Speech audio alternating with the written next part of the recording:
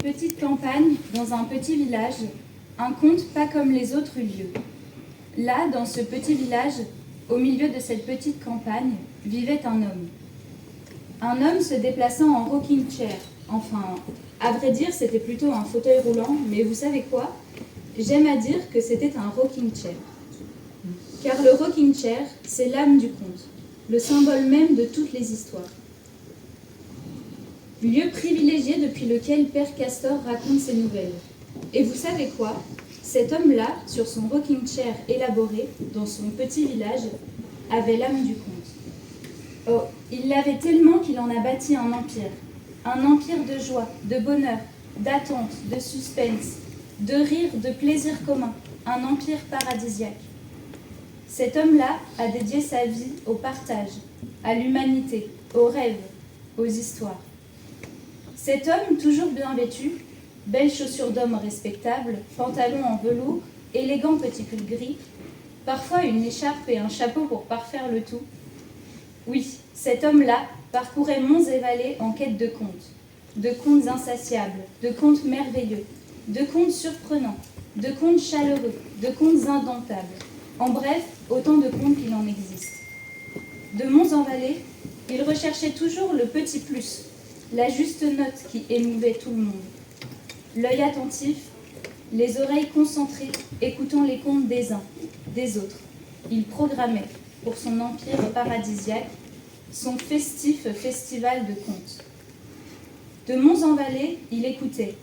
Oh oui, vous pouvez me croire, cet homme-là était un grand sage, une richesse de savoir. Malheureusement, d'année en année, sa santé se dégrada. Le rocking chair élaboré, plus que jamais, devint un indispensable, ainsi qu'une aide respiratoire, ce qui, cela va sans dire, compliquait quelque peu les quêtes de contes. Pour la vie, pour le conte, pour les spectacles, jamais son amour ne cessa. Il fut seulement troublé par d'insistantes vagues de fatigue, mais il se relevait toujours.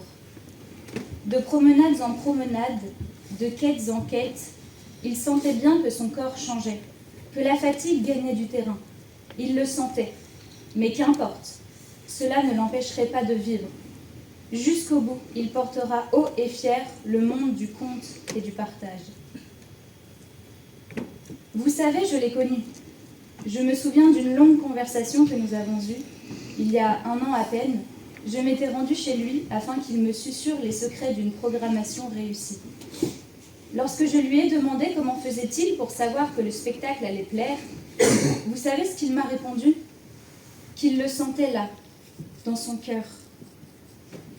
J'aimerais lui dire à cet homme, à ce petit prince moderne, que je serais sa rose et que pour l'éternité je le sentirais là, dans mon cœur. Vous savez, si je suis en art du spectacle aujourd'hui, si je veux tracer ma voie dans le monde du spectacle, il n'y est pas étranger. Non, il n'y est pas étranger. Il m'a porté et me portera encore. Et vous savez quoi? Ma passion du conte vivra désormais pour deux. Pour revenir à notre histoire, il sentait bien que la fatigue gagnait du terrain. C'est alors qu'un beau jour, lors d'une de ses nombreuses quêtes du conte, il entendit une voix mélodieuse. Cette voix gagna son cœur. Il fut obligé de se rendre à sa source. Et c'est là qu'il écouta un des plus beaux contes de sa vie. Là, dans cette clairière paradisiaque, au milieu de chants d'oiseaux, il assista à la beauté même, à la beauté pure. Un conte magique, pourrait-on dire, car durant ce conte, il ne sentait plus la fatigue, il ne sentait plus la douleur. Il était comme transporté au pays des merveilles. La voix lui dit qu'elle avait le pouvoir de l'amener avec elle, qu'ensemble, ils parcourraient à jamais les monts et vallées des contes, qu'elle lui enlèverait sa fatigue, qu'il n'aurait plus de douleur, qu'il serait libre et léger comme l'esprit enchanteur, comme le vent. Cette proposition l'enchanta. Je crois qu'il en rêvait depuis longtemps. Oh non, pas contre nous. Il ne voulait pas nous faire défaut, mais vous savez, la fatigue devenait si lourde, trop lourde à porter. La légèreté, ça le faisait rêver depuis qu'il était gosse. Alors oui, cet homme-là avait l'âme du conte, et il a décidé de suivre la voie, de partir vivre au pays des merveilles contées. Cet homme-là, désormais léger comme une plume, libre comme l'air, continue de parcourir monts et vallées en quête du conte. Et il en écoute beaucoup, vous savez, tous plus beaux les uns que les autres. Et il en connaît beaucoup, vous savez, beaucoup.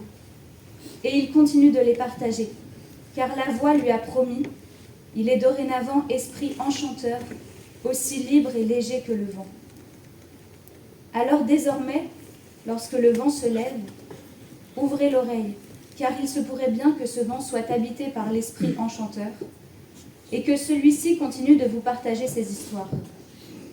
Désormais, le vent vous murmure à l'oreille ses plus beaux contes.